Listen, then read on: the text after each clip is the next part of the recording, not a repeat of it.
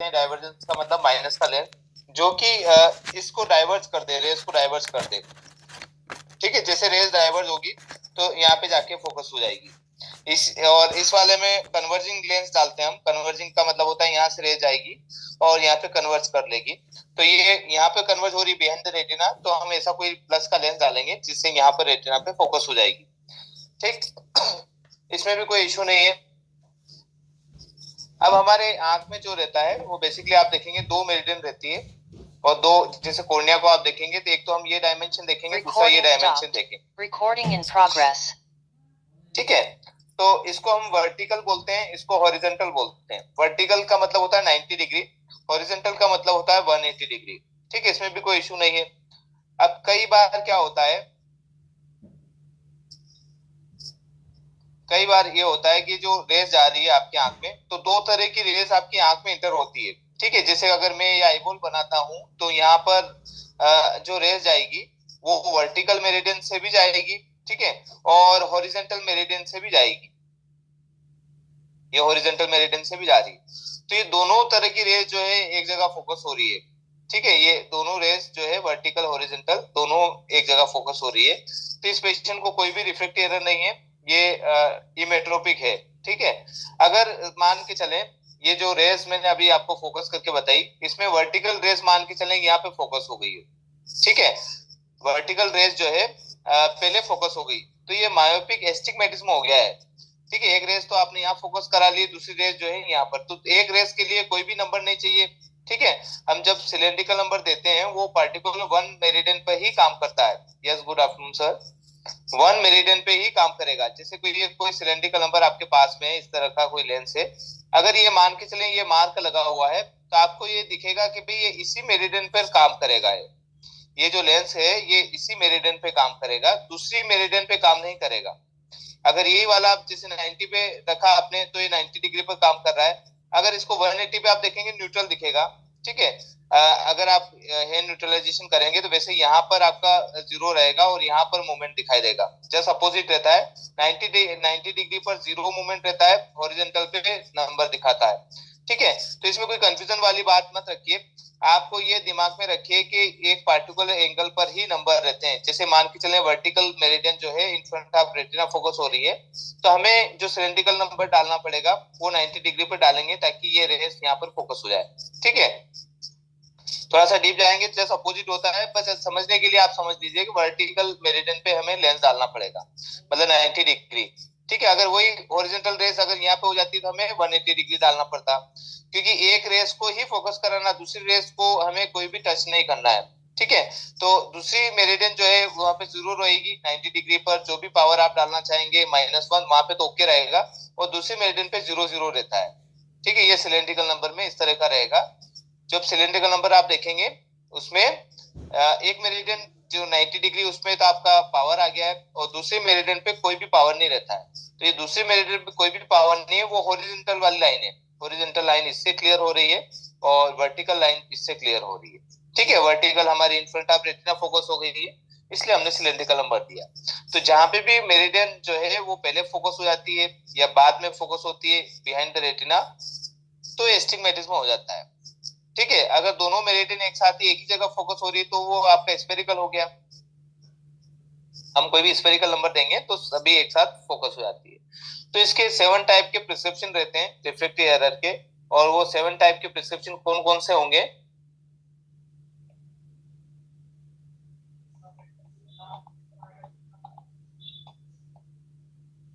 ठीक है, फर्स्ट अपना हो गया है मायोपिया। मायोपिया, ठीक है, मायोपिया में हम एग्जांपल के लिए आप -1 डायोप्टर चूज कर सकते हैं। ठीक है, -1 डायोप्टर स्फेरिकल। देखिए कोई भी पावर आप लिखेंगे तो 1.0 ds लिखिएगा। ठीक है, जब भी कोई कंफ्यूजन ना हो, इसलिए जब भी आप किसी प्रिस्क्रिप्शन में कोई नंबर चढ़ाते हैं तब आपको माइनस का कोई साइन लगाइए, साथ में -1.0 ds। डी का मतलब होता है डायोप्टर, एस का मतलब स्फेरिकल। ठीक है, डायोप्टर स्फेरिकल। अब इसमें क्या हो रहा है कि जैसे दोनों मेरिडियन मैंने आपको बताई थी, ये दो तरह की मेरिडियन हो गई जो कि हॉरिजॉन्टल वर्टिकल, ये दोनों ही आपकी in front of retina focus हो रही है। ठीक है, इसकी वजह से जो है मायोपिया हो गया। सेकेंड क्या हो गया है? हाइपरमेट्रोपिया। हम कैसे डायग्नोस करेंगे कि मायोपिया हाइपरमेट्रोपिया, वो आप नंबर से हम डायग्नोस करते हैं। हाइपरमेट्रोपिया का एक एग्जांपल है +1 डायप्टर स्फेरिकल। ठीक है, इसमें भी आप देखेंगे ये आईबॉल है मान के चले, और इसमें हॉरिजॉन्टल और वर्टिकल दोनों तरह की रेस है। बिहाइंड द रेटिना फोकस हो रही है, रेस का फोकस हो रही है बिहाइंड द रेटिना, तो इसको क्या बोलेंगे हम? हाइपरमेट्रोपिया। फिर थर्ड आ गया आपका सिंपल मायोपिक एस्टिग्मेटिज्म। ठीक है, इसमें क्या होगा, इसको हम शॉर्ट फॉर्म में SMA भी बोल सकते हैं। ठीक है, ये आईबॉल है मान के चले, और इसमें हॉरिजॉन्टल वर्टिकल दोनों मेरिडियन है। पर इसमें क्या हुआ, एक मेरिडियन तो ऑन द रेटिना फोकस हो गई है, दूसरी meridian in front of retina focus हुई है। तो इसका एग्जांपल अगर हम देखेंगे तो -1 सिलेंडर डायप्टर, डीसी का मतलब होता है डायप्टर सिलेंडर, और आप इसकी एक्सिस लिखिए 90 डिग्री, इस तरह से आप लिख सकते हैं।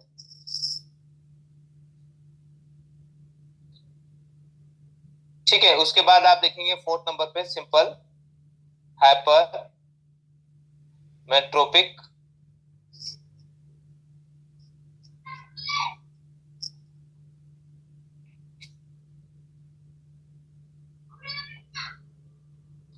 ठीक है, इसमें SHA का आप लिख सकते हैं शॉर्ट फॉर्म, और ये आईबॉल है, और ये इस तरह से रेज आएगी, और रेज कहाँ फोकस होगी है, बिहाइंड द रेटिना। एक तो ऑन द रेटिना फोकस हुई है, और दूसरी रेज जो गई है बिहाइंड द रेटिना फोकस हुई है। ठीक है, इस तरह से हुआ है। तो इसका भी एग्जांपल आप देखेंगे +1 0 डायप्टर सिलेंडर डीसी इनटू 180 या 90 डिग्री, जो भी एक्सिस आती है आपकी। ठीक है, तो ये 4 टाइप के हो गए हैं। आगे के और टाइप हम रीड कर लेते हैं। फिफ्थ नंबर आया है कंपाउंड। कंपाउंड का मतलब होता है दोनों तरह के नंबर रहेंगे, स्फेरिकल और सिलेंड्रिकल नंबर। कंपाउंड मायोपिक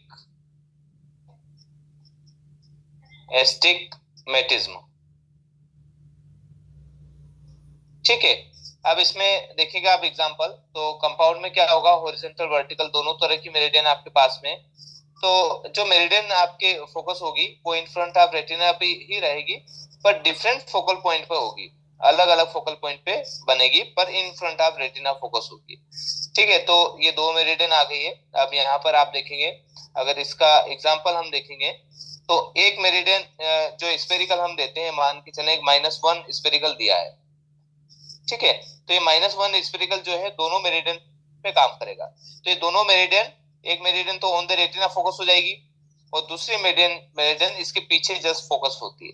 तो कोई भी कंपाउंड एस्टिग्मेटिज्म में है, मान के चले किसी पेशेंट को, तो आप देखेंगे कि उनको कोई स्फेरिकल डाल दिया गया है, तो अब उसकी आंख में सिंपल मायोपिक एस्टिग्मेटिज्म बच जाता है।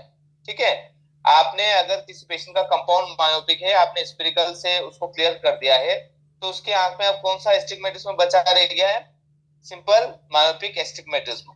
ठीक है, तो उसको भी आप कवर कर लेंगे तो पूरा ही नंबर हो जाता है।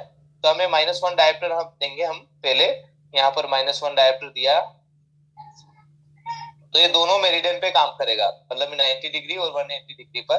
तो क्या होगा, ये जो रेज है, ये रेज दोनों जो है ये ऑन द रेटिना फोकस हो जाएगी -1 डायप्टर देने पर, और दूसरी मेरिडियन जो है वो यहाँ पर शिफ्ट हो जाएगी।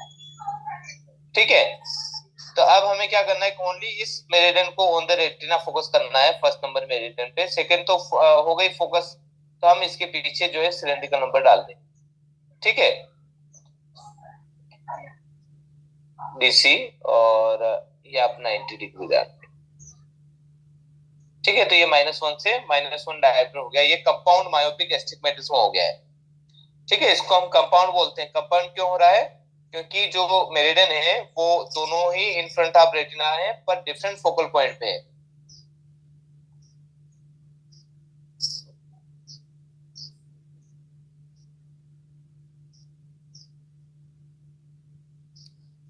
ठीक है, जब हम सब्जेक्टिव रिफ्लेक्शन करते हैं किसी पेशेंट का, तो मान के चलिए कि हम जब सब्जेक्टिव रिफ्लेक्शन करते हैं, तो ये जो मेरिडियन है, ठीक है, हम सबसे पहले एक्सिस को डिफाइन करते हैं। जैसे मान के चले कि किसी को कोई नंबर है, यही नंबर मान के चले, तो सबसे हम पहले एक्सिस को वेरीफाई करते हैं, जैसे मैंने आपको बताया था, है ना। उसके बाद हम क्या करते हैं, जो -1 डायरेक्टर है इसको हटा देते हैं थोड़ा सा।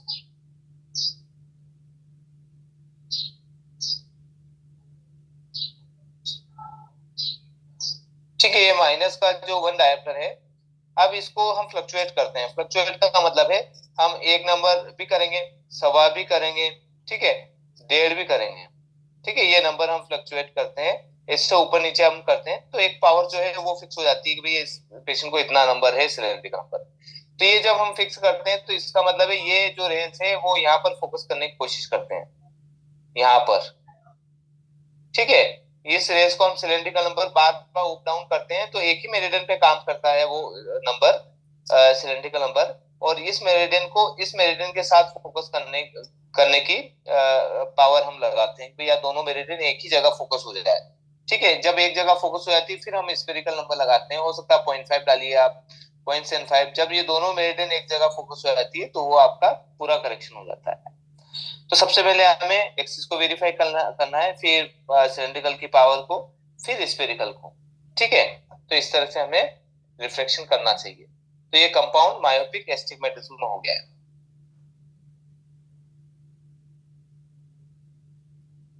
ठीक है, फिर 6 नंबर के बाद आ गया है कंपाउंड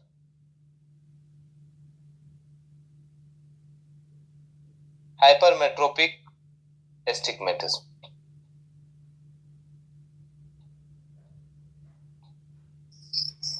ठीक है, इसको CHA भी बोलेंगे हम।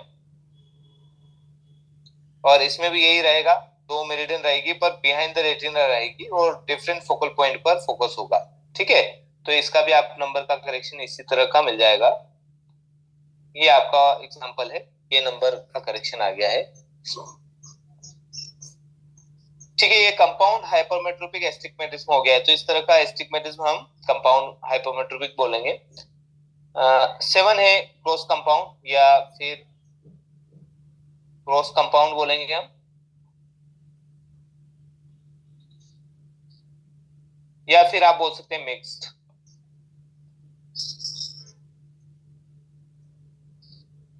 ठीक है, मिक्स्ड और कंपाउंड दोनों ही, क्रॉस कंपाउंड दोनों ही एक ही है। क्रॉस का मतलब ये होता है कि जो भी प्रिस्क्रिप्शन बन रहा है उसमें सिलेंड्रिकल नंबर और स्फेरिकल का साइन चेंज होगा। सिलेंड्रिकल नंबर हायर रहेगा स्फेरिकल से, ये इसकी पहचान है।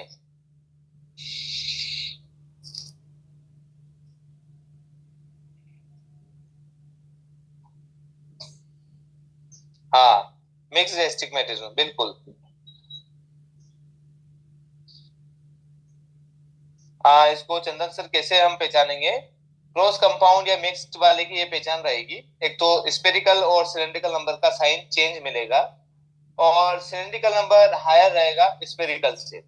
इवन 0.25 भी क्यों ना हायर है, पाव नंबर का भी डिफरेंस जो रहेगा वो भी क्रॉस कंपाउंड ही कहलाएगा।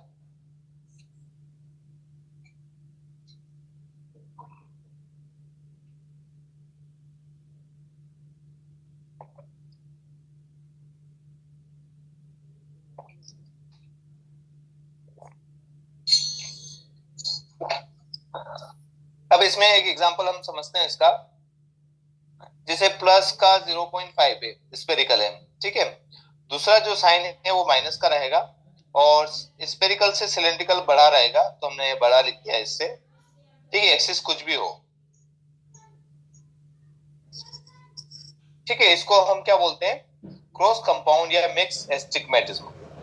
ठीक है, ये भी आपको समझ में आ गया 7 नंबर। और इसमें क्या होगा, आंख के अंदर अगर आप देखेंगे, ये मान के चले आईबॉल है, और इसमें क्या रहेगा, वर्टिकल और हॉरिजॉन्टल दो तरह की मेरिडियन है आपके पास में। ये वर्टिकल हो गई है, हाँ, हर लेंस में एक्सेस होता है, बिल्कुल।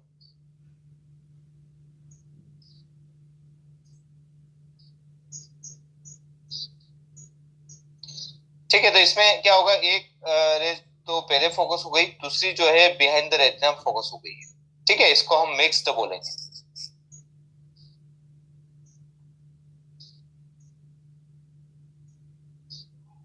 हाँ, हर लेंस में मतलब जो सिलेंड्रिकल नंबर रहेगा उसमें एक्सिस रहता ही रहता है। जहां पे भी सिलेंड्रिकल नंबर आ जाएगा उसमें एक्सिस रहेगा, बिल्कुल चंदन जी। ठीक है, तो इसमें क्या रहेगा, पेशेंट की आंख में क्या रहेगा, जैसे 0.5 तो आपका जो है 0.5 जो है बाद में फोकस हुआ है, और जो जिसमें माइनस का सिलेंड्रिकल नंबर है वो पहले फोकस हो गई, तो इसको हम मान के चलें ये -0.75 वाला है सिल जिसको दे रखा है, और ये 0.5 स्पेरिकल। ठीक है, तो इसको 0.5 से हम पास में ऑन द रेटिना लेके आ जाएंगे। ठीक है, और इससे हम ये ऑन द रेटिना इसको आगे बढ़ा देंगे 0.75 सिलेंड्रिकल नंबर से। ठीक है, तो ये दोनों नंबर आप लगा लेंगे जिससे पेशेंट जो है क्लियर देखने लग जाएगा। ठीक है, ये 7 टाइप के प्रिस्क्रिप्शन सबको समझ में आए होंगे, कोई भी डाउट नहीं रहा होगा। कभी डाउट हो तो आप मैसेज कर सकते हैं, फिर हम 3:30 बजे जो है वैसे आपकी क्लास उसमें हम क्वेश्चन जो रहेंगे उनको हमने एक बार चेक कर लें। अमन जी का क्वेश्चन आया भाई सर, किसी भी कंपाउंड या क्रॉस कंपाउंड में हमेशा 90 डिग्री ही एक या सब्ट्रैक्ट क्यों होता है? हाँ, बिल्कुल, बहुत बढ़िया क्वेश्चन आपका है। अब यहाँ पर देखिए कि इन्होंने पूछा भैया 90 डिग्री ही क्यों करना है, हम 100 डिग्री क्यों नहीं कर सकते, 130 डिग्री क्यों नहीं कर सकते? देखिए, अपनी आंख में दो तरह के एस्टिग्मेटिज्म रहते हैं। ठीक है, एक एस्टिग्मेटिज्म है जिसको हम बोलते हैं रेगुलर, ठीक है, और दूसरा रहता है इरेगुलर। ठीक, रेगुलर एस्टिग्मेटिज्म हमेशा राइट एंगल पर रहता है। राइट एंगल का मतलब है हमेशा 90 डिग्री का डिफरेंस रहता है दोनों मेरिडियन के बीच में। मान के चलें कि जैसे कि आपकी कोई मेरिडियन 20 है, 20 डिग्री पर है, ठीक है, तो दूसरी मेरिडियन आपकी 110 डिग्री पर ही होगी, इससे ज्यादा वो नहीं हो पाएगा। या किसी की 90 डिग्री है तो दूसरी मेरिडियन 180 डिग्री पर ही मिलेगी आपको, इसको राइट एंगल बोलते हैं। तो अपनी आंख में जो कॉर्निया है वो राइट एंगल से बनाया हुआ है। अगर उसमें राइट एंगल गड़बड़ हो जाए, ठीक है, राइट एंगल का मतलब है कि दोनों मेरिडियन के बीच में 90 डिग्री का डिफरेंस ना होके 100 डिग्री का होने लग जाए तो वो इरेगुलर एस्टिग्मेटिज्म हो जाएगा। ठीक है, या दोनों मेरिडियन के बीच में 40 डिग्री का डिफरेंस हो जाए तो भी इरेगुलर हो गया। जहां पे 90 डिग्री का डिफरेंस है वो रेगुलर एस्टिग्मेटिज्म होता है, और जहां पर 90 डिग्री से ज्यादा का डिफरेंस आ गया या उससे कम हो गया है, 90 से ज्यादा आ गया तो भी दिक्कत, कम हो गया तो भी दिक्कत है। ठीक है, इसको इरेगुलर एस्टिग्मेटिज्म बोलते हैं। इसको कोई भी नंबर सिलेंड्रिकल नंबर से जो है उसको क्लियर नहीं कर सकते हैं। सिलेंड्रिकल नंबर से इसको खत्म या स्फेरिकल से खत्म नहीं कर सकते हैं। इस इरेगुलर के लिए हमें RGP कॉन्टेक्ट लेंस लगाने पड़ते हैं, तभी ये क्लियर होता है। ठीक है, नॉर्मल कॉन्टेक्ट लेंस भी काम नहीं करते हैं। रिजिड गैस परमेबल जिसको हार्ड कॉन्टेक्ट लेंस बोलते हैं, ठीक है, ऐसा सेमी जो है रहता है, हार्ड रहता है, वैसा कॉन्टेक्ट लेंस हमें इरेगुलर एस्टिग्मेटिज्म में लगाना पड़ता है। अच्छा, इरेगुलर क्यों बनता है? क्योंकि जो आंख के अंदर जो कॉर्निया है, हाँ, कॉर्निया है, उसकी जो सरफेस है वो इरेगुलर हो गई है, तो उसमें राइट एंगल चेंज हो गया है। ठीक है, इरेगुलर जहां पे सरफेस हो गई है वहां पर इरेगुलर एस्टिग्मेटिज्म हो जाता है और उसमें राइट एंगल भी खत्म हो जाता है। हाँ, इसका मतलब होता है रिजिड गैस परमिएबल। ठीक है, आरजीपी जो कॉन्टेक्ट लेंस रहते हैं वो हार्ड टाइप के रहते हैं पर सॉफ्ट रहते हैं। ठीक है, पहले जो रहते थे हार्ड कॉन्टेक्ट लेंस, उनका थोड़ा सा अपडेट वर्जन आया है। ठीक है, देखिए अभी हम जब अगर इसी पेशेंट को सॉफ्ट कॉन्टेक्ट लेंस आप दे देंगे तो क्या होगा, वो कॉन्टेक्ट लेंस जो इरेगुलर सरफेस है उसके अकॉर्डिंग ही बन जाएगा। जैसे कॉर्निया है, मान के चले ये कॉर्निया है, और कॉर्निया के ऊपर मैंने बताया कि इरेगुलर सरफेस की वजह से इरेगुलर एस्टिग्मेटिज्म आ जाता है।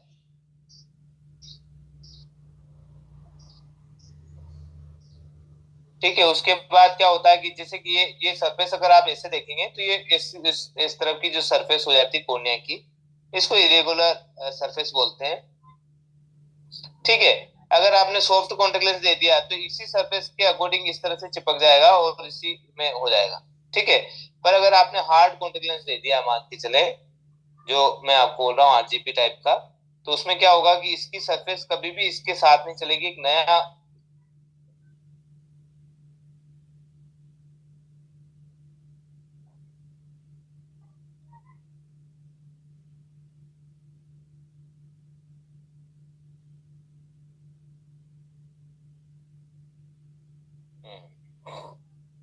देखिए आरजीपी की हम बात कर रहे थे, आरजीपी एक कॉन्टेक्ट लेंस आता है, जिसे आपने कॉन्टेक्ट लेंस देखे होंगे, वही कॉन्टेक्ट लेंस आते हैं आरजीपी के भी। ये क्या होते हैं, कठोर होते हैं, थोड़े से हार्ड रहते हैं। तो अगर ये कॉन्टेक्ट लेंस इस कॉर्निया के ऊपर लगा दिया जाए, जो अपने कॉर्निया हमने पढ़ा था, तो उसमें क्या होगा, ये कॉर्निया के ऊपर हमने कॉन्टेक्ट लेंस लगा दिया, कॉर्निया है मान के चले, एक डायग्राम इस तरह से बना देते हैं, ये कॉर्निया है इस तरह का, ये इस तरह का, ये कॉर्निया हो गया, ठीक है। अब इस पेशेंट को जो है कुछ सिलेंड्रिकल नंबर भी आ गए, हाई और इरेगुलर एस्टिग्मेटिज्म हो गया है। अब हम क्या करते हैं कि अगर सॉफ्ट कॉन्टेक्ट लेंस लगाएंगे, तो ये जो जहाँ पे गड्ढा है वहां पे भी इसे चिपक के चलेगा, सॉफ्ट वाला। हार्ड वाला वो चिपकेगा नहीं, वो अपना खुद का कोनिया एक जो है लेवल बनाकर फिर चलता है, वो चिपकता नहीं है। हार्ड इसीलिए देते हैं कुछ आंख के जो कोनिया है उसके चिपके नहीं, ठीक है।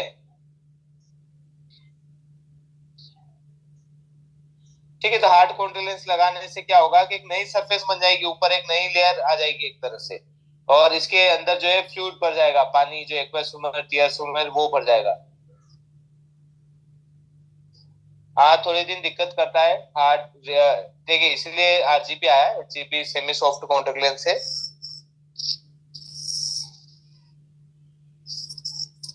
2-4 दिन पेशेंट को थोड़ी सी प्रॉब्लम होती है, फिर उसके बाद प्रॉब्लम होना बंद हो जाती है। हार्ड कॉन्टेक्ट लेंस थोड़े बहुत तो लगते हैं, चुभते हैं थोड़े दिन लीड की वजह से, बाकी तो कोई दिक्कत नहीं आती है। और लंबे समय से अगर कॉन्टेक्ट लेंस लगाते हैं तो आप कोर्निया में भी स्प्रे जाना स्टार्ट हो जाते हैं, जो कि परमानेंट होते हैं, ठीक है। उनको हम वापस से ट्रीटमेंट से सही नहीं कर सकते हैं, ऐसा भी होता है।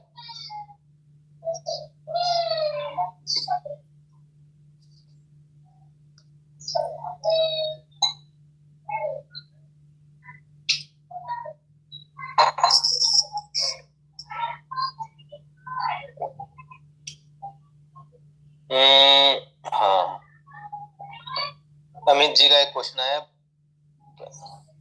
नहीं, प्राइस लो तो नहीं रहता है, ज्यादा ही रहता है, प्राइस तो उसी के इक्विवेलेंट ही रहता है लगभग।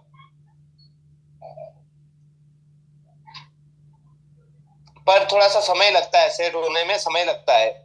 जैसे आपने सॉफ्ट 30 मिनट में सेट सेट हो गया है, वो 2-3 दिन लगते हैं उसको सेट होने में। पेशेंट बार बार आपके पास में आता है, फिर आप काउंसलिंग करते हैं, ऐसे चलता रहता है। अमित जी का क्वेश्चन आया है, 20 फीट या 6 मीटर पर ही क्यों रखा जाता है, और उसमें लेटर ब्लैक ही क्यों रखते हैं, और जो हम 3 मीटर की मिरर लगाते हैं उस वो किस एंगल पर होना चाहिए, मतलब सीधा लगाना है या टेपर भी कर सकते हैं मिरर में। एक अमन जी का भी क्वेश्चन है, नॉर्मल लेंस की रहता होता है उसे यूज करते हैं या ऑपरेशन की।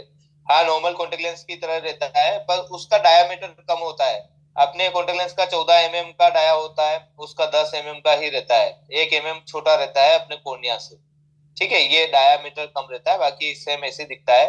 अच्छा, इसको आप उल्टा सीधा जैसा चाहे वैसा कर सकते हैं, इसको नहीं कर सकते। ये एक बिल्कुल ऐसे कठोर, एक बिल्कुल कटोरी टाइप से रहता है, उसको ज्यादा नहीं कर सकते। देखिए, एक अमन जी का इनका क्वेश्चन आया है कि हम 6 मीटर की डिस्टेंस ही क्यों रखते हैं, एक तो ये क्वेश्चन आया है। 3 मीटर की डिस्टेंस रखते हैं तो मिरर लगाते हैं तो उसको कोई टिल्ट करना है नहीं। देखिए, आपको 6 मीटर की डिस्टेंस इसलिए हम रखते हैं कि वहां पे एकोमोडेशन रिलैक्स हो जाता है, ठीक है। अपनी आंखों का कोई भी एकोमोडेशन नहीं काम करता है, इसलिए 6 मीटर की डिस्टेंस रखते हैं। और वहां से जो भी रेज आती है, पैरेलल रेज आती है, वो डाइवर्ट या कन्वर्ज नहीं होती, वो सीधे आपकी आंख में पहुंच जाती है, ठीक है। इसलिए 6 मीटर की डिस्टेंस रखते हैं। अगर आप 5 मीटर रखेंगे तो थोड़ा बहुत एकोमोडेशन काम करेगा, 3 मीटर की डिस्टेंस रखेंगे तो थोड़ा और एकोमोडेशन काम करेगा, पर उसके लिए चार्ट अलग होने चाहिए, ठीक है। उसमें एकोमोडेशन का भी जो रहता है वो भी रेशियो मिलाकर फिर एक चार्ट बनाया जाता है।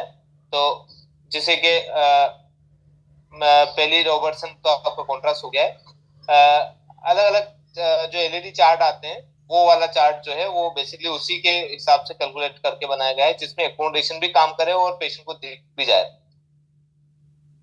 तो हम 6 मीटर की डिस्टेंस इसलिए यूज करते हैं कि आपका एकोमोडेशन काम ना करे, ठीक है। पेशेंट यहाँ पे बैठा है तो ये आंख पे ताकत नहीं लगा पाए और आप इजिली यहाँ पर रीड कर पाए, ठीक है। इसलिए हम 6 मीटर की डिस्टेंस रखते हैं। ब्लैक ही क्यों रखते हैं, क्योंकि कॉन्ट्रास्ट सेंसिटिविटी जो रहती है सबसे ज्यादा अच्छी डार्क ब्लैक कलर की रहती है, व्हाइट पर ब्लैक, ठीक है। बाकी अगर ब्लू रखेंगे या अदर कोई येलो रखेंगे या अदर कोई कलर रखेंगे, उसकी इतनी अच्छी कॉन्ट्रास्ट नहीं है। ब्लैक कलर जो है सभी कलरों का कॉम्बिनेशन है, जिससे कि कोई भी व्हाइट लाइट जो है एक ही जगह फोकस करने लग जाए तो वहां ब्लैक कलर निकल के आ जाता है। तो ब्लैक जो है कॉन्ट्रास्ट वाइज ज्यादा डार्कर दिखता है अदर कलर्स की बजाय। तो व्हाइट पर ब्लैक कलर ज्यादा कॉन्ट्रास्ट वाइज रहता है। बेली रोवी चार्ट रहता है, हाँ। वो हम हर उससे हर 3 मीटर के डिस्टेंस पे भी रख सकते हैं, बाकी चार्ट जो है 6 मीटर के डिस्टेंस पे ही रखना पड़ेगा।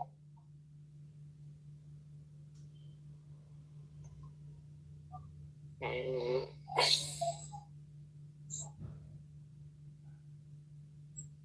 ठीक है, नॉर्मल लेंस की तरह रहते हैं और इनको ऑपरेशन से नहीं हमें सिखाना पड़ता है, किस तरह लगाना है, क्या उतारना है, वो हमें सिखाना पड़ता है। तो उसको सिखाकर हम दे सकते हैं। ठीक है, यहाँ तक कोई इशू नहीं है, सबको समझ में आ गया होगा। आगे चलते हैं, हम थोड़ा सा और इसका साइन और सिम्टम रीड कर लेते हैं।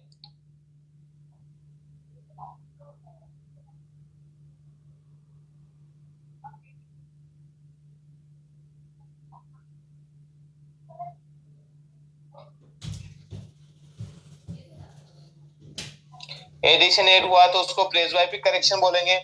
एडिशन अगर आपने दिया है किसी पेशेंट को तो प्रेसबायोपिक करेक्शन हो गया है।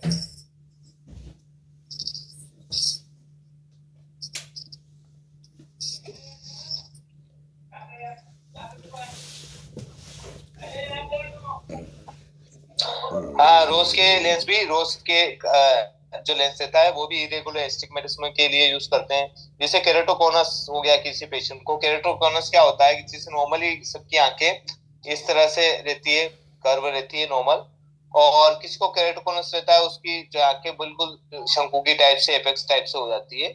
और इसके लिए हमें रोज के देना रहता है। ठीक है, रोज के और आरजीबी ये सब अलग अलग है। रोज के इसका अपग्रेड वर्जन है आरजीबी का। ठीक है, इसमें क्या रहता है कि जैसे कितना भी कोर्निया जो है शार्प हो गया हो, आगे से बल्ज हो गया हो, तो वो रोज के लगाकर आप उसकी नजर वापस ला सकते हैं। एक तरह से अलग से आर्टिफिशियल कोर्निया हो गया है, वो इस तरह से हम यूज कर सकते हैं।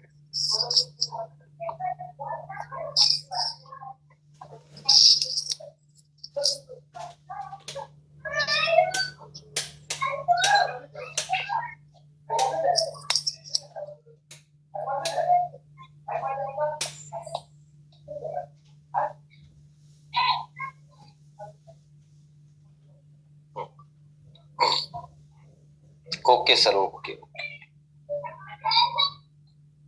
ठीक है, मायोपिया जो है वो आप देखेंगे नियर साइटनेस रहती है, हाइपरमेट्रोपिया फार साइटनेस रहती है। प्रेसबायोपिया में जो एक्मोडेटिव क्षमता है वो कम हो जाती है। ठीक है, उसके लिए हमें +1 देना पड़ता है। एस्टिग्मेटिज्म में मैंने आपको बता ही दिया कि कोर्निया के कर्वेचर की वजह से होता है, और उसमें कहीं पे भी चोट लगने की वजह से कई बार नंबर आना स्टार्ट हो जाते हैं। ठीक है, जैसे स्क्रैच लगा कोर्निया में नंबर आ जाते हैं।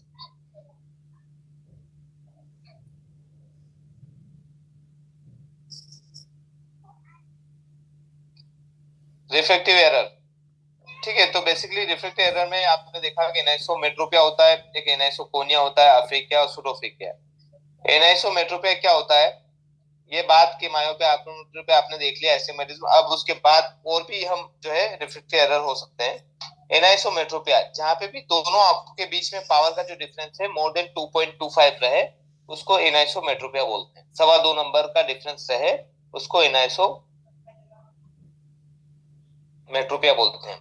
ठीक है, इस एनाइसोमेट्रोपिया को हम कैसे पहचानेंगे? जैसे कि राइट आई में +1 है और दूसरी आंख में 3.25 नंबर है, तो ये 2.25 नंबर का डिफरेंस आ गया है। ठीक है, तो इसको हम एनाइसोमेट्रोपिया बोलते हैं। अच्छा, इस एनाइसोमेट्रोपिया से क्या दिक्कत आती है? पेशेंट को डबल दिखने लग जाता है। ठीक है, एक के बजाय दो दिखने लग जाते हैं। ठीक है, तो पेशेंट भी परेशान होने लग जाता है। तो आपको क्या करना है कि जो जो आंख कमजोर है उसका नंबर थोड़ा बहुत कम कर सकते हैं। ठीक है, कम करके काउंसलिंग कर सकते हैं और धीरे धीरे पेशेंट को लगाने का बोल सकते हैं। जैसे कि मान के चले, एक एग्जांपल है, जैसे 1+1 में राइट में +1 है, दूसरे में 5 नंबर आ रहा है। दोनों का विजन अगर बराबर है या आसपास है उसके, तो उसको दिक्कत आएगी, तो आपको 5 नंबर जो है कम करना रहेगा। अगर मान के चले ठीक है, तो जो उसको दिक्कत आएगी डिप्लोपिया रहेगा। तो हम दिक्कत आ रही तो उसको क्या करेंगे, इसका जो पावर है थोड़ा सा कम करेंगे। जब तक कि दोनों आंखों के बीच में 2.25 का डिफरेंस ना आ जाए तब तक आप उसको कम करते रहेंगे और पेशेंट से पूछते रहेंगे अभी डिप्लोपिया तो नहीं दिख रहा है। ठीक है, इस तरह से आपको इवन उसकी एक आंख का नजर काफी कम हो जाएगा, थोड़ा सा कम हो जाएगा, फिर भी आपको यही करना है, एक आंख की नजर को कम करना है, जिससे क्या होगा वो डिप्लोपिया वाला सिस्टम खत्म हो जाएगा। कई कई बार ऐसा भी रहा होगा कि पेशेंट जो है नॉर्मल आता है उसके भी 2.25 का डिफरेंस आता है, पर आप देखिए पेशेंट जो है एडजस्ट कर पा रहा है नहीं कर पा रहा है, उसको कोई दिक्कत प्रॉब्लम नहीं आ रही है।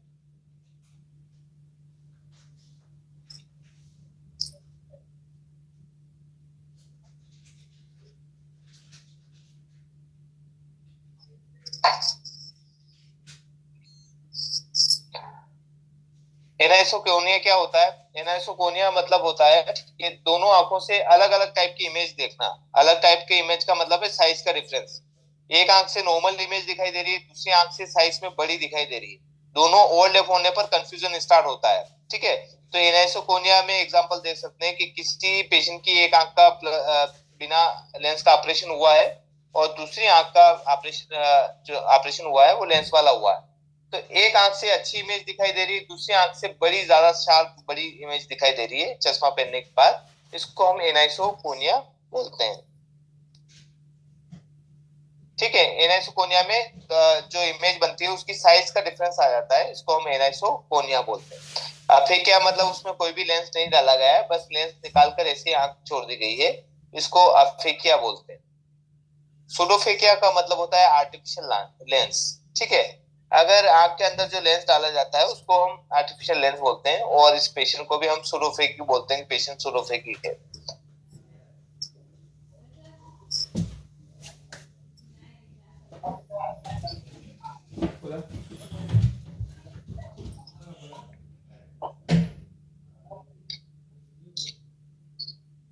ठीक है, मायोपिया में पास की चीजें अच्छी दिखती है, दूर की धुंधली दिखने लग जाती है, वो आपको पता है। देखिए मायोपिया होता क्यों है, कई बार अपने माइंड में क्वेश्चन आता है। तो अगर आंख की लंबाई बढ़ गई हो, एक्सियल लेंथ बोलते हैं इसको, एक्सियल लेंथ जो है इंटीरियर सरफेस और पोस्टीरियर सरफेस दोनों तरफ की बढ़ गई हो तो उसकी वजह से मायोपिया आ सकता है। कोर्निया का कर्वेचर चेंज हो गया है उसकी वजह से मायोपिया आ सकता है। रिफ्रैक्टिव इंडेक्स जो है वो भी चेंज हो गया हो, उसमें न्यूक्लियर स्क्लेरोसिस हो गया हो जैसे मैंने आपको बताया था, तो भी मायोपिया हो सकता है। ठीक है, मायोपिया जो है बेसिकली एक्सेसिव एकोमोडेशन, जिससे जो पढ़ने वाले स्टूडेंट है वो एक्सेसिव एकोमोडेशन करते हैं, उसकी वजह से भी मायोपिया होने के चांस रहते हैं। पोजिशनल का मतलब ये होता है कि जो लेंस हम निकालना चाह रहे थे मोतियाबिंद वाला, वो किसी वजह से कोई वजन उठाया आपने या छींक की वजह से कई बार लेंस जो है बाहर की तरफ शिफ्ट हो जाता है, मतलब एंटीरियर चेंबर में, और उसकी वजह से भी नंबर एकदम सडनली चेंज हो जाते हैं। प्लस है तो माइनस हो जाएगा, माइनस है तो और माइनस हो जाएगा, ये चीजें होती है।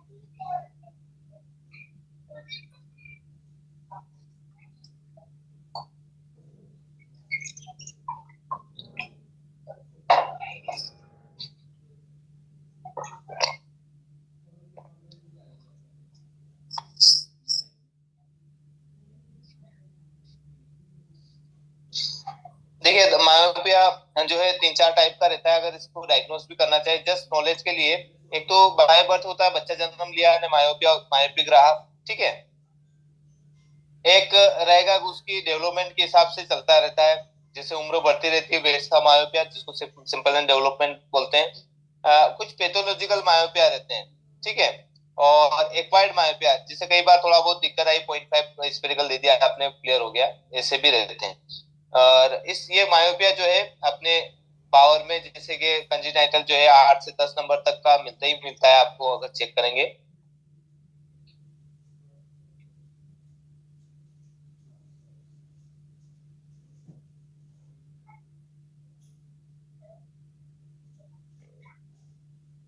इसमें एक वो, देख लेते हैं अपन। देखिए इसके सिम्टम क्या हो सकते हैं, पेशेंट का क्या कंप्लेन लेके आएगा, एक तो उसको दूर में ब्लर दिख रहा है, एक तो ये कंप्लेन हो सकती है। दूसरी आंखें थोड़ी छोटी करनी पड़ती है, स्क्विंच करनी पड़ती है। पेशेंट वैसे कोई सिम्टोमेटिक नहीं रहता है, उसको बोलता है भाई मेरे को कम दिख रहा है, बस ऐसे बोल के आपके पास में आएगा। नाइट ब्लाइंडनेस रहेगी, कई बार मायोपिया वाले पेशेंट को रात में कम दिखने की प्रॉब्लम रहती है। स्क्विंट जो है डाइवर्जेंट होता है, मतलब आंखें बाहर की तरफ जाती है, इसको हम डाइवर्जेंट स्क्विंट बोलते हैं। ठीक है, जैसे नॉर्मली आप देखेंगे कि आंखें अंदर की तरफ रहती है, पर इस वाले में आंखें बाहर की तरफ चली जाती है, इसको डाइवर्जेंट स्क्विंट बोलते हैं।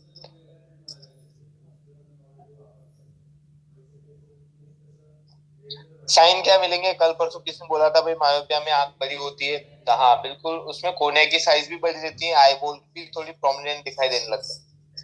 एट्रियस चेम्बर आप देखेंगे आइरिस और कोर्निया के बीच की दूरी थोड़ी बढ़ जाती है।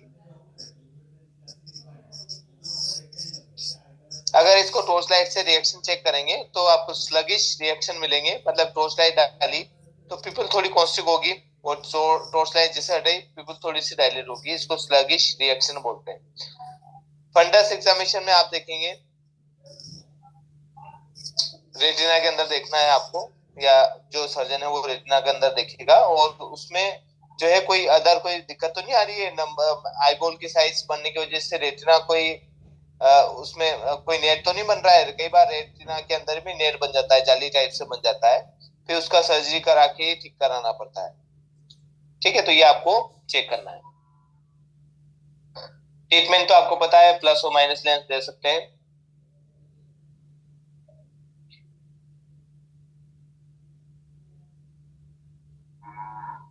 सर्जरी भी आजकल बहुत सारी सर्जरी चल रही है, उसको भी आप सजेस्ट कर सकते हैं।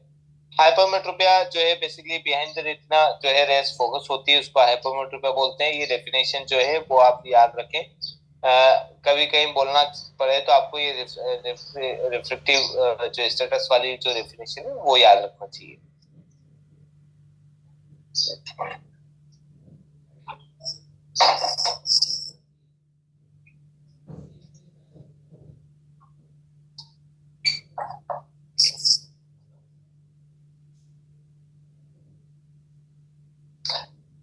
हाइपरमेट्रोपिया में पास, हाँ हाँ मंजी बोले प्रिज्म क्यों यूज करते हैं, हाँ अभी बात करते हैं सर। हाइपरमेट्रोपिया में पास की चीजें जो है धुंधली दिखने लग जाती है, दूर की अच्छी दिखने लग जाती है, ये उसका जो है डायमीटर छोटा होने की वजह से आंख की साइज छोटी हो जाती है, और कोर्निया भी फ्लैट होने लग जाता है। और कई बार आप देखेंगे डायबिटीज जो काफी समय से ट्रीटमेंट करा रहे हैं उनमें भी ये दिक्कत आती है। पोजिशनल अगर किसी कोई भी लेंस जो है वो आपके पीछे की तरफ फोकस हो जाए, विट्रेस की तरफ चला जाए किसी वजह से, तो भी हाइपरमेट्रोपिया आने लग जाएगा। अब्सेंस ऑफ द लेंस उसको हम अफेकिया बोलते हैं। ठीक है, जिसमें लेंस नहीं है आंख के अंदर उसको अफेकिक बोलते हैं। अफेकी कई बार हम बोलते हैं +10 का चश्मा दे दीजिए, ठीक है, कैटरेक्ट ग्लासेस, दिस इज अफेकिया। अंदर आंख के अंदर 20 नंबर रहते हैं तो बाहर 10 नंबर लगता है प्लस की वजह से। देखिए जो हाइपरमेट्रोपिया रहता है इसका मैंने आपको एग्जांपल भी दिया था कि हाइपरमेट्रोपिया जो है हम दो तीन वेराइटी में इसको अलग अलग कर सकते हैं। तो मैनिफेस्ट होता है, जैसे आपके पास में पेशेंट आया और उस पेशेंट को दूर की दिक्कत आती थी, आपने एआर किया, एआर का नंबर डाला और पेशेंट का विजन 6/6 कर लिया है। ठीक है, इसमें कोई दिक्कत नहीं है। दूसरा एक फैकल्टेटिव रहता है, ठीक है, जो कि आंखों के ऊपर ताकत कितनी लग रही है उसको चेक करने के लिए हमें फैकल्टेटिव हाइपरमेट्रोपिया देखना पड़ता है। वो कैसे चेक करेंगे आप? आपको क्या करना है, फोगिंग मेथड यूज करना है। फोगिंग मेथड में लास्ट लाइन जितने भी नंबर पे आती है वो आपका फैकल्टेटिव हाइपरमेट्रोपिया हुआ है। ठीक है, और लेटेंट वाला कौन सा हो गया? जब हम आई ड्रॉप डालते हैं, कोई दवाई डाल के फिर चेक करते हैं तो उसके बाद जो ऐड हो रहा नया नंबर उसको लेटेंट हाइपरमेट्रोपिया बोलते हैं।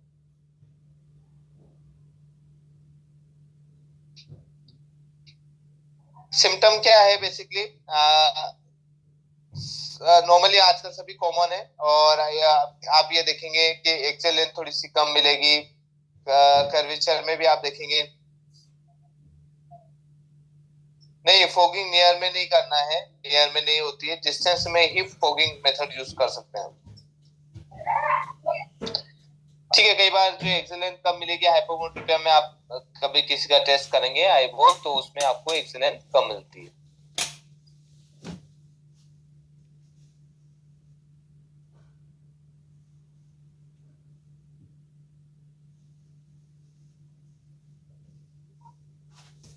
ठीक है, आपको ये समझ में आया होगा। सिम्टम क्या है, बेसिकली पेशेंट क्या क्या कंप्लेन कर सकता है कि जब भी पास में देखता हूँ तब ब्लर दिखता है, दूर में तो एक्कोमोडेशन यूज करके वो आराम से क्लियर देख सकता है, पर पास में पेशेंट को दिक्कत आएगी।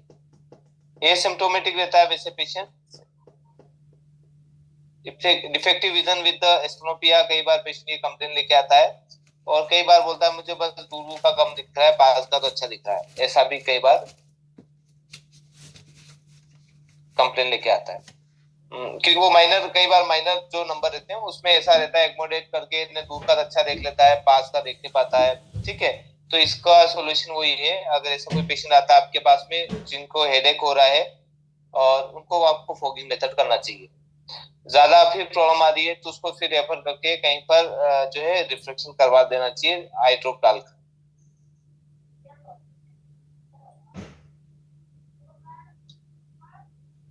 आई बॉल की साइज आपको छोटी मिलेगी, कोर्निया भी नॉर्मल से छोटा रहेगा, एंटी चेम्बर जो है काफी पास में रहेगा, लेंस भी आप देखेंगे या तो डिसलोकेटेड हो गया है अंदर रेटिना की तरफ। ठीक है, ये हो सकता है। ए स्कैन से हम जो है एक्सेल लेंथ चेक कर सकते हैं, आंख की कितनी एक्सेल लेंथ है वो हम ए स्कैन से, एम्पलीट्यूड ऑफ स्कैन इसका नाम है, वो उससे।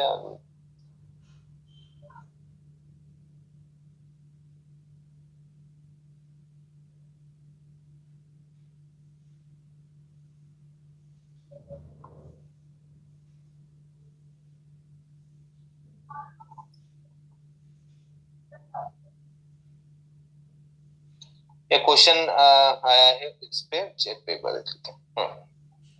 फॉगिंग नियर में नहीं होता है, ओनली डिस्टेंस में ही करना रहता है।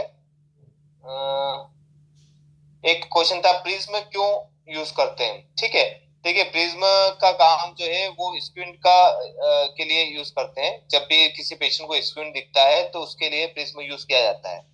वैसे हमारा जो लेंस बना है कॉन्वेक्स या कॉनकेव लेंस, ये भी प्रिज्म का ही कॉम्बिनेशन है।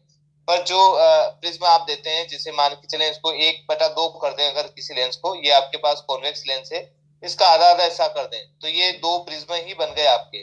ठीक है, तो ये प्रिज्म कब काम आते हैं, जब किसी पेशेंट को स्क्विंट हो। ठीक है, किसी पेशेंट को स्क्विंट हो तब ये प्रिज्म काम आते हैं।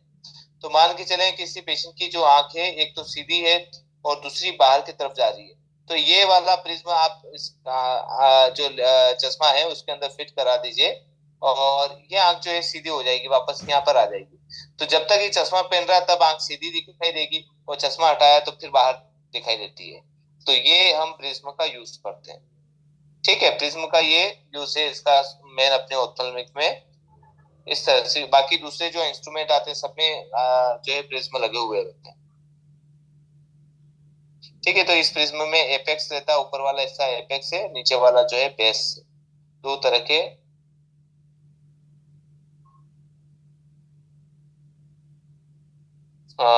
इनका 304 इनका क्वेश्चन है, अभी मायोपिया हम फोगिंग कैसे करेंगे।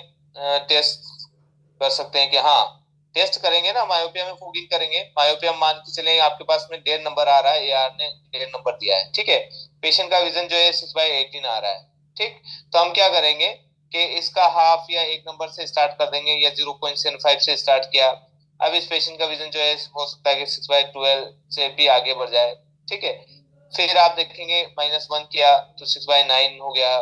ठीक है, सवा किया तो फिर 6/6 हो गया, इसको फोगिंग बोलते हैं। और इसमें आपको पूरा ही ट्रायल फ्रेम ब्लैंक करना है, फिर उसके बाद नया नंबर डालना है। ऐसा नहीं कि पुराना नंबर है और उसके ऊपर आप नया नंबर डाल रहे हैं, ऐसा नहीं। आप उसको पूरा खाली करिए। ठीक है, तो ये 0.75 करेंगे, फिर 1 करेंगे, फिर सवा करेंगे। ठीक है, तो इस तरह से 6/6 आ गया, इसका मतलब हम सवा नंबर दे सकते हैं। तो ये मायोपिया, ये माइनस में फोगिंग करने का तरीका।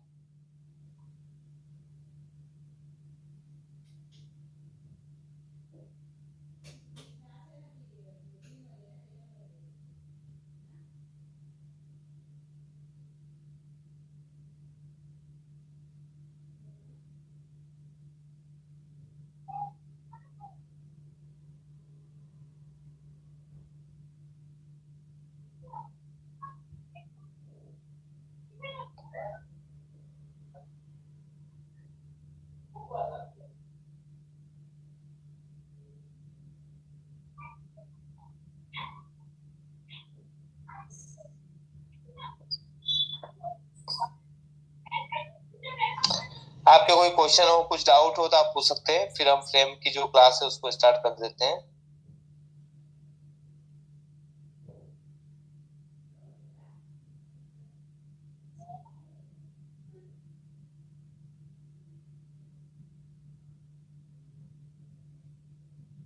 Sir hello. यस सर, बोलिए। सर जैसे आपने भी बताया स्प्रिंट के लिए प्रिज्म लगाया जाता है, जी। तो सर अपना तो उसमें फिर क्या कहते हैं, हमें पीडी भी लेना पड़ेगा फिर? नहीं नहीं, पीडी लेने की कोई जरूरत नहीं है। पीडी तो आपके, अगर पीडी किसी पेशेंट का लेते हैं हम, तो हमें क्या करना रहेगा, तो उसमें जब भी आप पीडी लेंगे तो आंखें क्लोज करेंगे। मतलब जैसे मान के चलें किसी पेशेंट का राइट में स्क्विंट है, ये बाहर की तरफ जा रही है आंख, ये सीधी है, तो हमें अगर इस आंख का पीडी लेना है तो ये आंख बंद कर देंगे, आप पूरी क्लोज कर देंगे, ये आंख सीधी यहाँ पर आ जाएगी, यहाँ पर आएगी, तब आप इसका पीडी का नंबर लेंगे कि इस नंबर पे इतना आ रहा है पीडी, 32 आ रहा, 33 आ रहा है, यहाँ से यहाँ तक की दूरी। ये जैसे आप आंख क्लोज करेंगे तो ये फोकस करने के लिए आपके सामने आ जाएगी। तो ठीक है इस सर, तरह से राइट। हाँ, इस तरह से हम पीडी लेंगे। ठीक है, इसी तरह सर लेफ्ट अब आई का भी।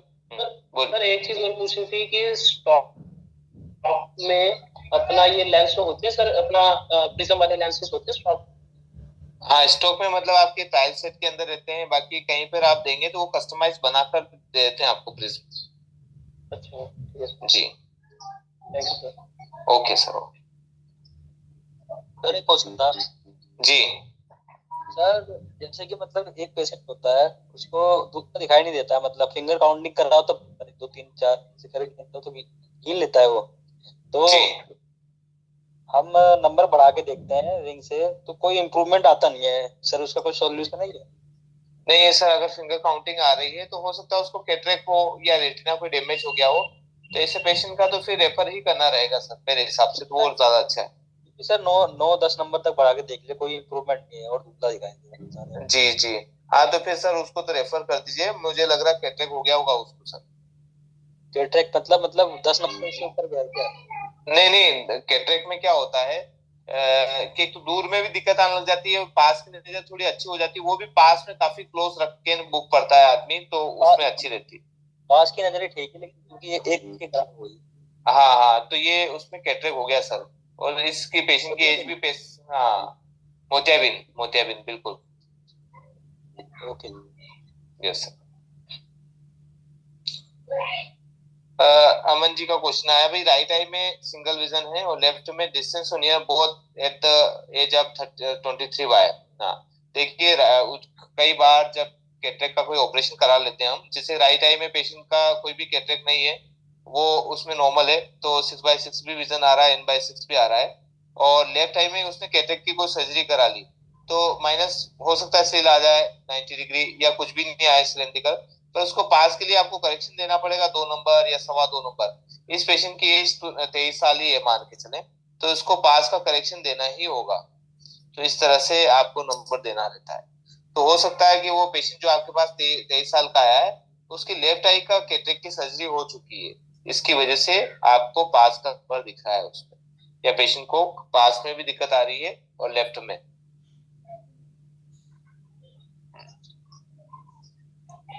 सर मैंने ना अपना ना नया चश्मा एक बनाया, तो राइट साइड में ना मेरे को सर थोड़ा ना स्ट्रेन पड़ रहा है। राइट साइड में क्या हो रहा है सर? स्ट्रेन पड़ रहा है सर थोड़ा, ओके। दर्द होती है आँख थोड़ी। तो सर एक बार उसकी एक्सिस चेक कर लीजिए, कभी एक्सिस का कोई इश्यू तो नहीं आ रहा, एस्टिग्मेटिस में है सर उसमें? सर मैंने वैसे आज एक्सिस चेक करी है, अभी 2 दिन पहले ही बनाया था, तो ठीक है वो, लेकिन राइट साइड में थोड़ा सा ना स्ट्रेन पड़ता है। तो हो नंबर सकता है, है कि सर, हाँ नंबर है सर राइट का 3.5 से 180, और लेफ्ट का हाँ 3 से 180। ओके। तो सर एक बार है ना, आप उसके सामने विजन ड्रम के सामने बैठकर और ड्यूक्रोम टेस्ट देखिए, राइट आई में मान के चलिए रेड एंड ग्रीन में कौन सा कलर ज्यादा, सबसे ज्यादा अच्छा डार्क, जिसमें लेटर्स आपको दिखाई दे रहे हैं, कौन से बैकग्राउंड में सबसे अच्छे लेटर दिखाई दे रहे हैं, वो आप चेक करें एक बार। ठीक है सर। सर वैसे मैंने ये पुराने वाला पहना हुआ, पुराना तो ठीक है, लेकिन जब नया पहनता हूँ ना तो उसमें हाँ दिक्कत हाँ। होती है। तो वो बनवाया भी मैंने, 1 मिनट सर, वो वाला बनवाया अपना, पोली में बनवाया सर अपना पोली के अंदर। आप कहते हैं ना शार्पनेस आ जाती है तो हाँ राइट सर। तो पुराना नंबर क्या है सर? सर यही है, सेम है, आंखें चेक करवाई थी, ठीक है मेरी आंखें। अच्छा, उसमें कोई भी इश्यू नहीं है। तो एक बार सर है ना, हो सकता है कि थोड़ा बहुत उसका सेंटर फ्रेम आपने बड़ी ली होगी इस बार। एक मिनट सर, मैं अभी दिखाता हूँ।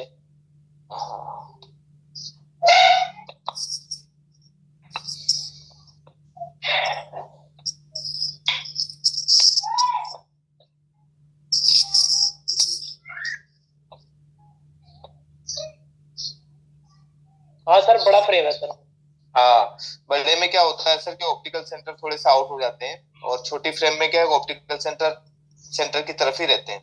जब भी वो ऑप्टिशियन या जो भी फिटर है वो कटिंग करता है, तब छोटे फ्रेम में ऑप्टिकल सेंटर आउट ही होते हैं, बड़े फ्रेम में आउट होने लग जाते हैं। तो थोड़े दिन रहेगा, आपको पुरानी फ्रेम जो है उसको अवॉइड करना रहेगी। नई फ्रेम आपको धीरे धीरे लगाएंगे तो वो सेट हो जाएगा, वो ऑप्टिकल सेंटर अपने आप उस आंखों के सामने आना स्टार्ट हो जाएगा, एक आदत बन जाएगी, आपकी हैबिट बन जाएगी।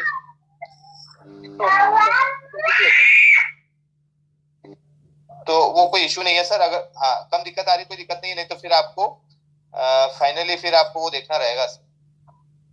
ऑप्टिकल सेंटर भी होता है।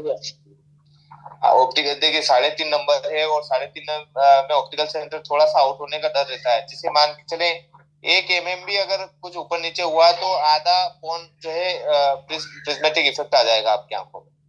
सर कितने नंबर तक ऑप्टिकल सेंटर कर लेना? 2 नंबर तक तो कोई दिक्कत नहीं है, 2 से ऊपर जो है ऑप्टिकल सेंटर लेना चाहिए। ठीक है sir, thank you sir. Okay sir. तो सर अगर 3.5 नंबर वाले में ऑप्टिकल सेंटर के हिसाब से बनाएंगे ना, तो फिर बड़े फ्रेम के अंदर कॉर्नर में चला जाएगा, तो काफी पेशेंट को ये समस्या आती है कि डायरेक्टली सामने देखते हैं तब तो बेटर दिखेगा, लेकिन अगर हल्की सी घुमाई ना तो दिक्कत आती है, फिर उनको टेढ़ा दिखता है या ब्लरिंग दिखती है, क्योंकि साइड में तो वो एक्चुअल नंबर नहीं होता ना, वो भी तो समस्या आती है। हाँ, आप सही बोल रहे हैं।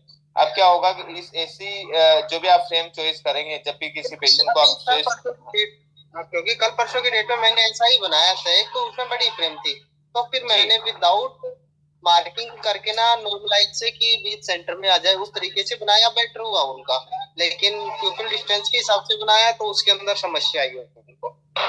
जी नहीं, देखिए इसमें क्या करना रहेगा, हमेशा आपको ये ध्यान रखना है कि ये जो फ्रेम हम देते हैं तो इसका पीडी और फ्रेम का पीडी, पेशेंट का पीडी और आप फ्रेम का पीडी दोनों आसपास होना चाहिए। जब भी आप बड़ी फ्रेम भी अगर देते हैं तो उसकी वर्टिकल डायरेक्शन में देख लीजिए आप। जैसे कि एक एग्जांपल में बताता हूं आपको।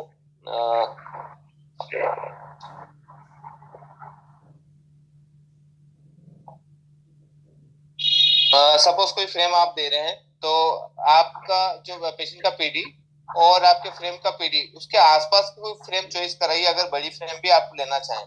बड़ी इन द सेंस कि आप है ना वो उसको वर्टिकल डायरेक्शन आप ले सकते हैं, वर्टिकल डायरेक्शन कोई भी ले सकते हैं, पर हॉरिजॉन्टल डायरेक्शन ज्यादा नहीं होना चाहिए। हॉरिजॉन्टल जो है बड़ी फ्रेम नहीं होना चाहिए, वर्टिकल बड़ी हो जाए तो कोई इश्यू नहीं है, पर हॉरिजॉन्टल बड़ी होने की वजह से आपके सेंटर आउट हो जाते हैं। और सेंटर आउट होने की वजह से कई बार हम सोचते हैं कि यार हम यहाँ पे लगाएंगे, सेंटर में रहेगा तो पेशेंट को चारों तरफ से एक जैसा ही दिखाई देगा, हम ये सोचते हैं, पर ऐसा नहीं होता है। कई बार अगर आपने फ्रेम जो है पीडी का अकॉर्डिंग दी तो फिर वो परफेक्ट आप फिटिंग आ जाएगी। वो ठीक है सर, लेकिन क्या चीज मैं ये कहना चाह रहा हूँ कि सर जैसे जिस पेशेंट को मैंने चश्मा दिया था वो तो उनके फेस के अकॉर्डिंग फिट था जी, लेकिन सर काफी कस्टमर कहता है कि सर मुझे ऐसा नहीं ऐसा चाहिए, तो वो तो कस्टमर के अकॉर्डिंग तो देना ही पड़ेगा अपने को, नहीं? हाँ, फिर अगर कस्टमर के अकॉर्डिंग आप देंगे तो उसमें फिर थिकनेस की तो दिक्कत आएगी सर, एक साइड थिकनेस थोड़ी सी ज्यादा दिखाई देगी पेशेंट को।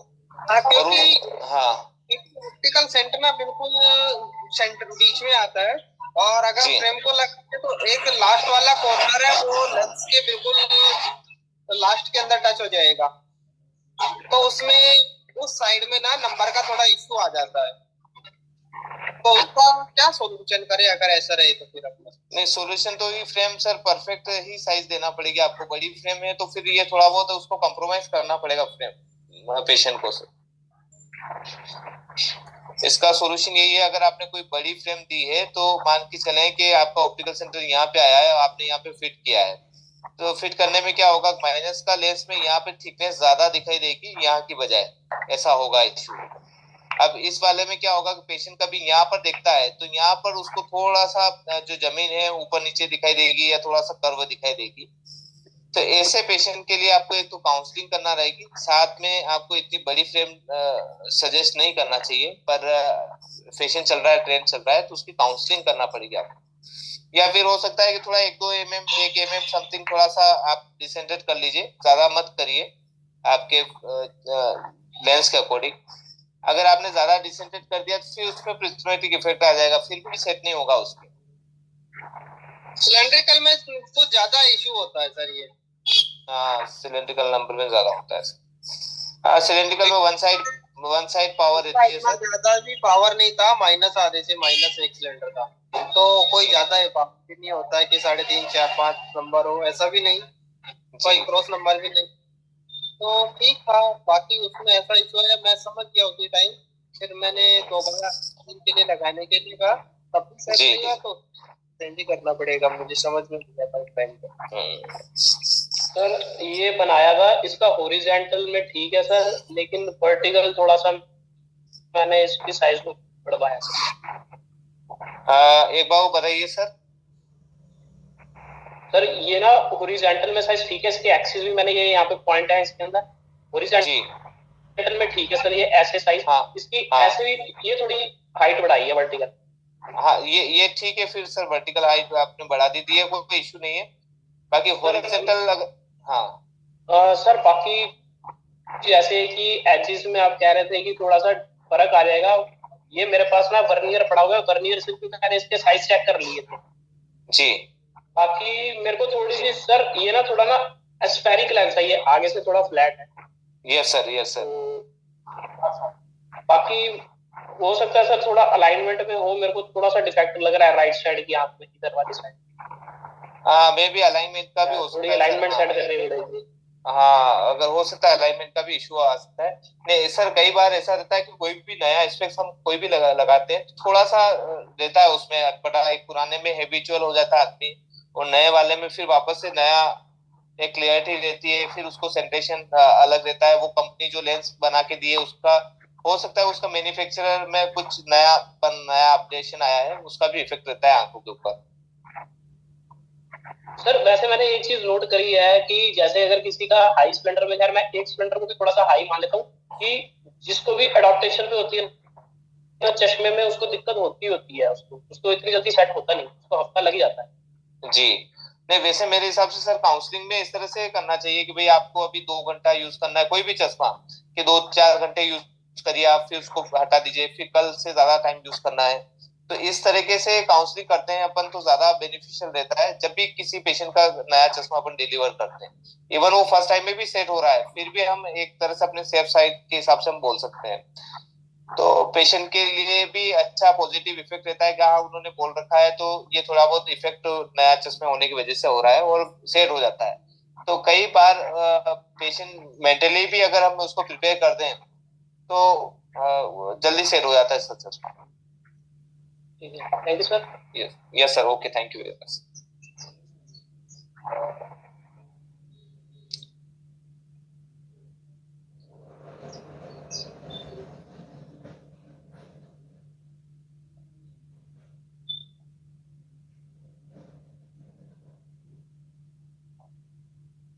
और किसी का कोई क्वेश्चन आज की क्लास से रिलेटेड या ऐसा कोई डाउट लगा है आपको, वो भी आप पूछ सकते हैं। कोई आपके साथ कोई ऐसा कोई एक्सपीरियंस चश्मा? हाँ मिस जी बोल रहे वेरी, हाँ यस सर, अमित सर ऐसे ही रहे तो ज्यादा अच्छा है, हम काउंसलिंग करते रहे, मेंटली उसको प्रिपेयर कर लें।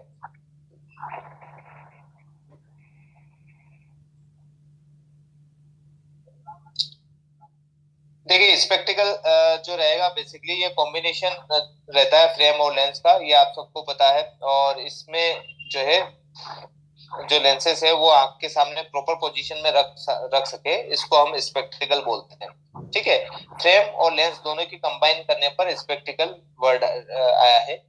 और ये दो तरह के मेथड से बनाया जाता है स्पेक्टिकल, एक तो आपका डोटम सिस्टम और एक बॉक्सिंग सिस्टम। दो तरह से हम फ्रेम का मैन्युफैक्चरर करते हैं।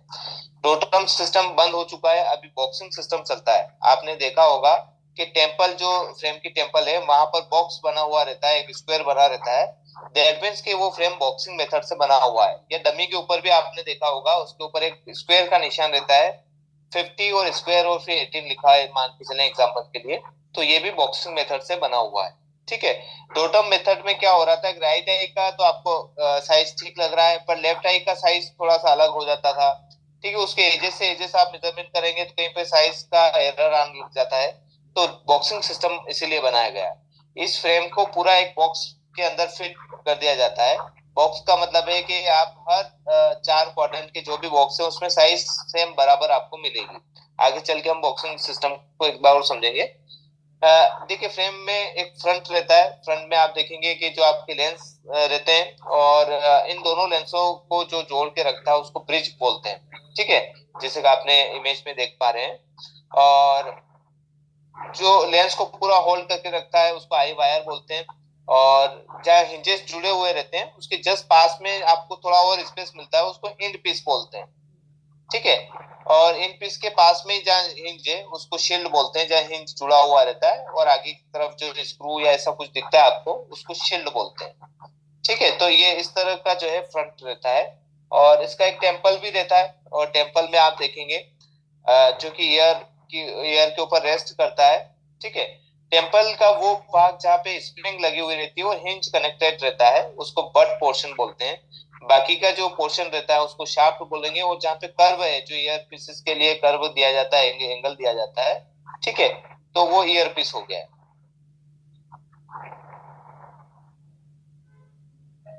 जो टेम्पल की साइड है वो अलग अलग टाइप की रहती है। जैसे आपने देखा, स्कल है, कन्वर्टेबल है, कंफर्ट केबल है, राइडिंग बो है, लाइब्रेरी है। ठीक है, इस तरह की जो है आपके पास टेम्पल मिल जाती है।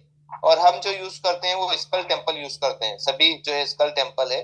और राइडिंग बो या फिर आप कंफर्ट केबल जो है स्पोर्ट्स और बच्चों के लिए यूज की जाती है। बच्चों में जैसे कि कान पे परफेक्ट फिट रहे वो, या फिर कहीं खेलता है कूदता है तो भी ये फ्रेम निकल के नहीं आए। और राइडिंग वो जो रहती है वो टेम्पल, वो बेसिकली स्पोर्ट्स मैन के लिए रहती है। कोई क्रिकेट खेलता है चश्मा लगाकर, या फिर कोई स्विमिंग कर रहा है, या फिर कहीं दौड़ने का काम कर रहा है, उनके लिए। ठीक है, तो इस तरह की जो है टेम्पल यूज की जाती है। ब्रिज भी देखेंगे आप तो ब्रिज अलग अलग रहते हैं, मेटल में भी रहते हैं ब्रिज और प्लास्टिक में भी रहते हैं। हाँ, लिबर्टी। लिबर्टी बेसिकली आप देखेंगे कि इसको स्टेक, जैसे कि आपने देखा होगा कि स्पोर्ट्स वाले जो स्पेक्स आते हैं, कुछ कुछ आपने जो फास्ट ट्रैक के हैं, या फिर अलग अलग पुमा के, इस तरह की जो कंपनियां के लेंसेस आते हैं, वो कई बार लाइब्रेरी बनाकर या फिर कन्वर्टेबल वाली जो है टेम्पल्स बनाकर देते हैं। कन्वर्टेबल तो आपके पास में, जैसे किसी का स्टिक आपको डालना है, मान के चले आपके टूट गई किसी पेशेंट की, और आपको कहीं से मंगवाकर उसमें डालना है, तो उसको एक ही स्टिक को आप राइट भी बना सकते हैं और लेफ्ट भी बना सकते हैं, दोनों हम बना सकते हैं। और लाइब्रेरी जो है वो बेसिकली क्या होता है कि स्पोर्ट्स के पर्पज से बनाई जाती है। ठीक है, ये तो स्पोर्ट्स हो ही गया। और ये वाला भी, जैसे आपने कोई गॉगल लिया है उसमें स्पोर्ट्स का पैटर्न के हिसाब से ये चश्मा बनाया जाता है। इसमें स्ट्रेट रहती है, इसमें कोई भी ईयर पीसेस के लिए कर्व नहीं रहता है। ये डायरेक्टली जाकर आपकी ईयर के पीछे तक रहती है, और इसमें कोई भी कर्व नहीं रहता है। ठीक है, तो ये वाला हिस्सा जो है ज्यादा अंदर की तरफ कर्व रहता है, इस तरह का रहेगा, ताकि ये होल्ड करके आपके चश्मे को पकड़ के रखे।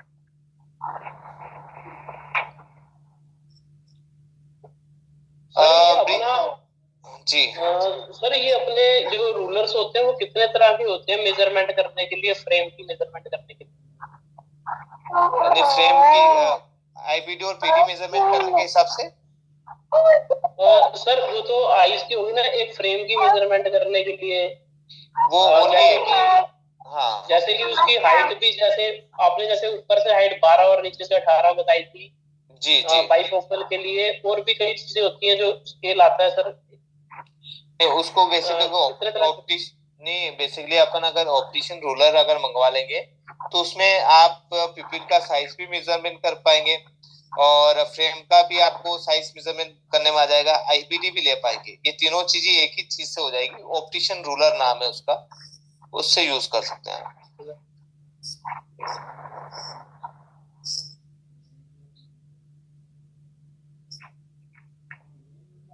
ठीक है, यहाँ पे ब्रिज देखेंगे हम तो सेडल ब्रिज रहता है और एक की होल ब्रिज है, और इन दोनों की कॉम्बिनेशन से जो बनता है वो मॉडिफाइड सेडल ब्रिज है।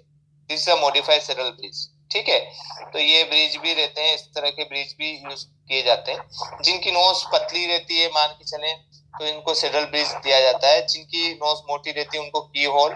उनके बीच में कोई नोज आपको दिखाई देती है तो आप मॉडिफाइड सेडल ब्रिज भी यूज कर सकते हैं। तो ब्रिज का भी चयन करना चाहिए हमें कि ब्रिज किस टाइप का रखें। इंडियन फ्रेम में यूनिफिट ब्रिज आते हैं इस तरह के मेटल के, और कुछ एडजस्टेबल नोज पेड भी रहते हैं, मेटल और प्लास्टिक दोनों में यूज किए जाते हैं। ठीक है, चिल्ड्रन यूनिफिट बच्चों की जो फ्रेम्स आती है उसमें चिल्ड्रन यूनिफिट ब्रिज रहते हैं, जो कि सॉफ्ट रहते हैं और इजीली आप इनको एकदम से टूटते नहीं है, निकलते नहीं है। जैसे यूनिफिट ब्रिज निकल जाता है, ऐसे चिल्ड्रन यूनिफिट ब्रिज नहीं रहते हैं, स्क्रू से अटैच रहते हैं। और कोई क्वेश्चन है आज का, किसी का कोई क्वेश्चन पूछना है पूछ सकते हैं, फिर नहीं तो हम कल जो है राइट टाइम 2:30 पर मिलते हैं।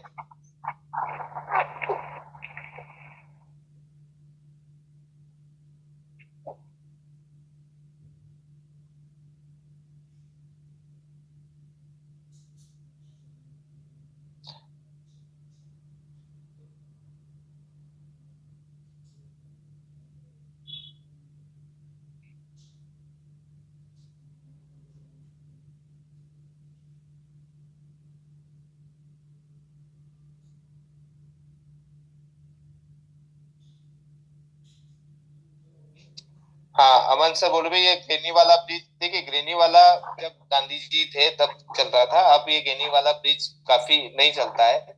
ये आजकल जो गूगल आते हैं राउंड वाले, उसमें भले रहता है, उसमें भी एडजस्टेबल नोज पे रहते हैं। ग्रेनी अभी ब्रिज नहीं चलता है सर, इसलिए मैंने आपको बताया नहीं। ठीक है, थैंक यू वेरी मच सबको ज्वाइन करने के लिए। ठीक ठीक है, जय।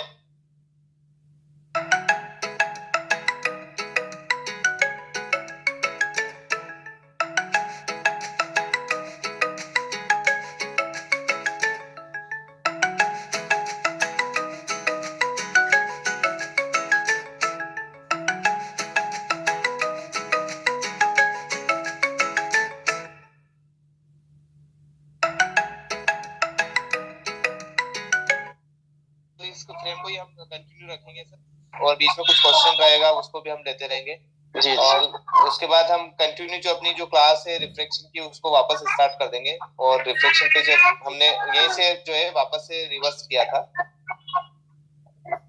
और सर रिफ्रैक्शन में सर आप अपना जेसीसी भी करवाएंगे? हाँ, जेसीसी अपन वीडियो के थ्रू देखेंगे सर, उसमें आपको समझ में आएगा। ऐसे हम अगर थ्योरी हम देखेंगे तो उसमें आपको समझ में नहीं आएगा। तो जेसीसी को देखने के लिए हमें वीडियो के थ्रू, वीडियो में बार बार हम जो इमेजेस है उसको बार बार अपन ये करेंगे, तो उससे आपको अच्छे से समझ में आ जाएगा। जी जी, ठीक है सर। जेसीसी सिलेंड्रिकल रिफाइन करने के लिए ना सर? जी, सिलेंड्रिकल और अमाउंट ऑफ सिलेंड्रिकल नंबर, कितना अमाउंट का सिलेंड्रिकल नंबर डालना है वो भी हम रिफाइन कर सकते हैं। जी सर। जी, तो उसके लिए वो जेसीसी लेना पड़ता है ना, ऑप्टिकल्स में तो यूज नहीं होता है बेसिकली। हाँ, जेसीसी नहीं यूज तो होएगा सर, अगर आपको समझ में आ जाएगा तो यूज करना भी आ जाएगा उसमें। तो 0.5 और 0.5 तक के जेसीसी आते हैं, वो यूज कर सकते हैं सर। जी सर। जी, ठीक है sir, thank you very much join करने के लिए सबको। Okay, thank you sir. Thank you sir. Hello hello student, hello hello, बोलिए। हाँ सर, जब लेक्चर चल रहा होता है ना तो कोई कई बार स्टूडेंट का आवाज वगैरह आता है, जैसे कि अभी बच्चे का आवाज आया। जी जी जी। हाँ, तो माइक प्लीज म्यूट कर लिया करिए सर, जो भी है, मतलब जिनका भी माइक जी रहता है तो। क्योंकि जी मैम मैम सही बोल रही हैं। जिनका भी आवाज है, जो भी बच्चे का आवाज आता है ना, वो बच्चे का हो या गाड़ी का हो, सब अपना जो लेक्चर के टाइम माइक को म्यूट रखा कीजिए। Thank you.